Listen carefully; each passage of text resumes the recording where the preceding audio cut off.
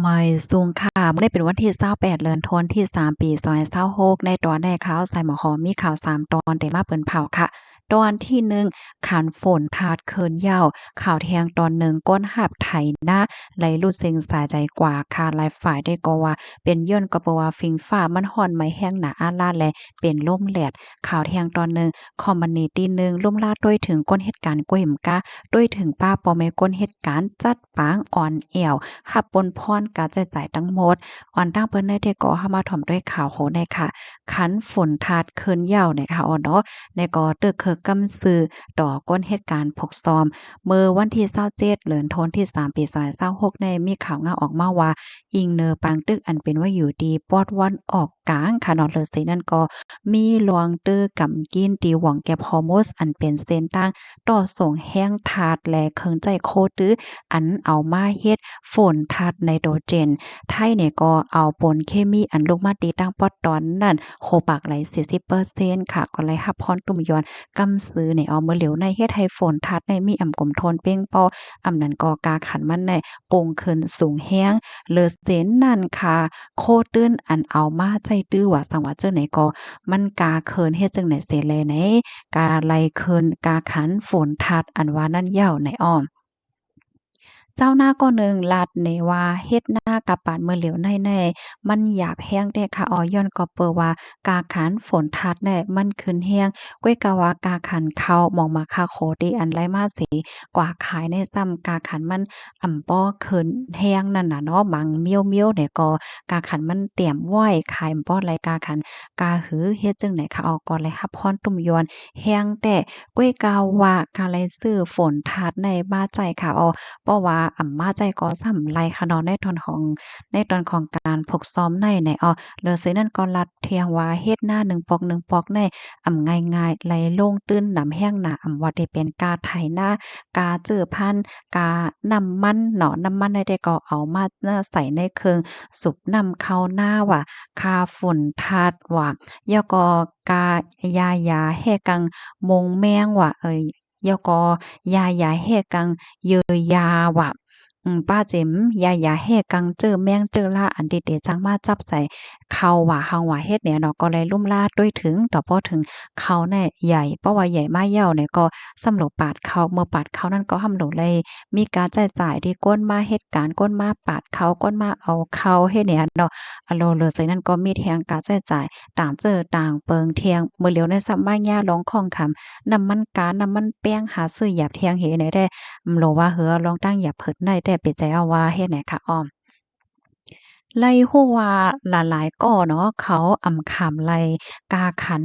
อันเป็นแมวจ๋าค่ะเนาะฝนทัดเนี่ยมันกาขึ้นแฮงหนาอาล่าแลถึงขั้นที่ว่าแห้งเอาอยู่เย็นๆแก้วว่ามีหน้าก็ปล่อยให้เปิ้นมาคัดเฮ็ดเอาว่าเนี่ยมันก็ว่าจังนั้นยาวในอ้อข้อมูลตอนในค่ะเลยเปมาที่ห้องการข่าวสดออกไว้อ้อพี่น้องค่ะถอมข่าวขอแนวหันเถิงจึงหือพองค่ะเนาะตอนหนังที่ในเมืองไทยกับกินหมอกกันนายที่ในเมืองเฮาแต่ก็ยังแค้นมีหลองกับกินยอคายอเนาะจ่องว่านั้นค่ะ เปิ้นตีติพี่น้องค่ะอยู่โลเป็นถึงพองค่ะการพกซอม1ปอก1ปอกในจ่องมันมีลองงายหลมค่ะ5ให้แน่เนาะจ่องเลยปึงอิงฝนทาด5ฝนทาดอันพี่น้องค่ะใจตื้ออยู่โกวันได้ซ้ำเอาเต็นไหลมาเนี่ยค่ะเนาะอำนั้นก็เฮ็ดฝนทาดสภาวะให้เอาก็ใจตื้อเอาหังก้อย5เนี่ยก็พอกันไลค่ะเนาะลูกดีข่าวเงาโหนในเสกำในเฮามาถ่อมด้วยข่าวเงาแทงตอนหนึ่งค่ะ มื้อเหลียวเนี่ยมันร้อนแรงหนาอาลาค่ะเนาะมีผู้ชายก่อนหนึ่งค่ะรู้สึกสาใจกว่ามาพ้องดีกว่าฮับไถนาเมื่อวันที่27เดือนธันวาคมที่3ปี2026กินข้าวยามไว้วัน2โมงโค้งปลีสุวรรณภูมิไหลฮับเติงลาดว่ามีคนหบทบผ่านก้นรู้สึกสาใจว่าอยู่ดีเอิงสาคูเจวิงสุวรรณภูมิเจดอน101ไว้หลังเสียงเลยฮับเติงลาดยอก็เลยลงปืนตีเสกว่ากดทัดด้วยค่ะก็เลยก็หบทบผ่านผู้ชายก่อนหนึ่ง อายุมี45ปีจ้อมตัวจ้อมเคียงแต่ก็มีห้อยเจ็บห้อยหมาดห้อยถุงยาเฮ็ดดีว่าสังว่าอีหังในคะนอกคาล่ามว่ารู้สึงสาใจมายอมมอก24ชั่วโมงเจ้อในกำนันพอมีปนพ่อนเขาเลยต้องเลยถามเสเลยฮู้ว่าผู้จ่ายก็ในเป็นก้นหับจางไถนา เนาะมันจ่ายเนี่ยก็ออกเฮิรนกว่าหลายมื้อหลายวันหั้นว่าตั้งฝ่ายก้นที่เฮิรนเนี่ยก็ป้อนไลว่นนำคำใจอีสังเนาะก็ว่นว่ามันจ่ายในเรียบเดรับจ้างไถนาตีหนึ่งเหี่ยวตีหนึ่งตีหนึ่งเหี่ยวตีหนึ่งลงกว่าเฮ็ดจั่งใดติ๊กๆนั่นขนาดนะเพราะว่าถึงบ้านในวันนั้นมีก้นวานเขากว่าเลี้ยงโวค่ะเนาะก็เลยก็ครบทบหันผู้จ่ายก็เนี่ยค่ะนางอิงหมักลอกกาเหี่ยวก็มีไว้อยู่เฮ็ดนั้นแหละค่ะออกก้นเลี้ยงโวเขาได้ก็ว่นว่าอ้อมันนังลือเฮ่อก้อยกว่าเนี่ยบ่ได้ว่นอีหังนำค่ะนะเพราะว่าถึงมาแทงวันหนึ่งเนี่ยเนาะก้นเลี้ยงโวเขาก็กว่าเลี้ยงแทงเพราะว่าก่อนเลี้ยงแทงก็หันโพดใจก็เนี่ยว่านั่งอยู่เหมือนปักเก่าเปิงเก่าอะกำไรก็แปลกใจเฮียงเมื่อว่าก่อนนางจังไหนเมื่อนี้ก็ยังตึกนั่งให้ในหยุ่มลูกกวางไหลเนี่ยมันจะลายโย่แฮ่เนาะเปิ้นก็ถางเธอว่าก็กวาดด้วยจำๆอะเพราะว่ากวาดด้วยจำๆเนี่ยก็ไล่โฮบหันว่าโพดใจก็นั้นแหละรู้สึงสาใจกว่าเหย้าในคะเนาะโตขิงว่าสว่าจังไหนในสะบ่เขียวบ่ค่อยไกลเหย้านั่นน่ะเนาะกำนันก้นเลี้ยงโว้ก็ตึงลาตีภูมิพลพรเขาจังไหนเขาตั้งฝ่ายภูมิพลพรเขาก็เลยลงเปิ้นตีกดท่าเสียวก็คาดล่ำว่าเมอพอง หมู่พ้องตีป่นมาที่อันพอใจก็ในกว่าหับไถนาว่าสวัสดิ์จังไหนในแหลดในแหลบฮ้อนไว้แห้งหนาอาล่าแลถึงดีมั่นใจในตารับสึงเป็นลมแหลดเหี่ยวก็ล่มกว่าเฮ็ดไหนเฮ็ดไหนไหนอ้อค่ะข้อมูลตอนนี้ก็ค่ะเลยเปมาที่ห้องการข่าว Workpoint ต่างไว้ในมื้อเหลียวในมันฮอดถึงมาเขียงข้าวฮ้อนข้าวไม้เหย้าเนาะหลายตีหลายตั้งก็ฮ้อนไม้เหย้าเนี่ยเสแลย้อนให้พี่น้องเฮาค่ะเขาฟังสติไปอยู่ลีกันพองเนาะ ลูกดีข่าวง่าโหนในสีกำในเข้ามาถอมด้วยข่าวแทงตอนหนึ่งคอมบันนีอันหนึงเนาะจัดปางอ่อนเอาปอแม่ก้นเหตุการณ์ในกวนเล็กกว่าเอวเฮ็ดให้เขาว่าได้เมื่อวันที่27เนี่ยมีข่าวง่าออกมาว่าคอมบันนีตีหนึ่งตีเว้งหลงเขินนานเมืองแขกค่ะปันเงินตื้นแน่10ล้านหยวนเพราะว่าเงินไทยก็ได้ตกอยู่หมอก47ล้านบาทค่ะจัดเฮ็ดปางอ่อนเอาโอ้ปอแม่ก้นเหตุการณ์เอี่ยวค่ะนะคนน่ะก้นในเต็มอยู่หมอก สีเฮงก็และเจ้าในออมคอมพานีอันใดมีชื่อว่าคอมพานีเคอนั้นไม่นิ่งเครนจำกัดนะคะเรียกว่าเป็นคอมพานีที่อันชื่อลื่นหลังที่ว่าล่มล่าด้วยถึงปัน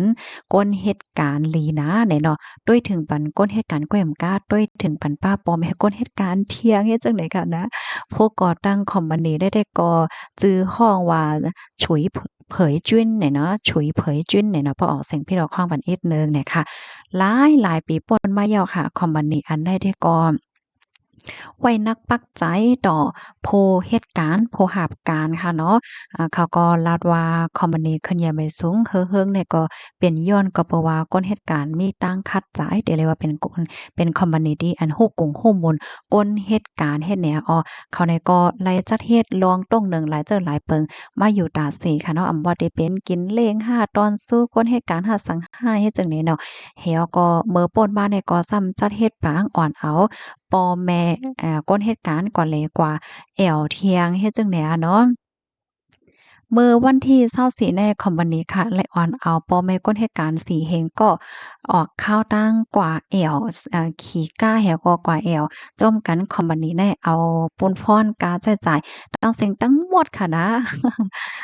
ปันเงินตื้นใน10ล้านหยวนค่ะข้าวตั้งแอวใน6วันไหนค่ะเจอเขาในกว่าแอวที่ซูโจวหนานจิงและอู่ชีตั้งปอตอนเจียงหนานไหลเจ้าเนี่ยค่ะออนตั้งดีๆออกข้าวตั้งเนี่ยค่ะอันเป็นเจ้าของคอมพานีเนี่ยก็ลาดว่าร่มลาดด้วยถึงลองห่มลมลองลอดเพน่ะ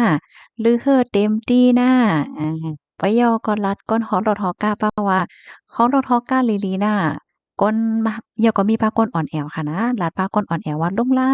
ด้วยถึงก้นก่อนเลยกว่าแอวเขาลีลีอันที่กาเปิงลงมันได้ก่อก้นอันอายุใหญ่จึงไหนค่ะอ้ออา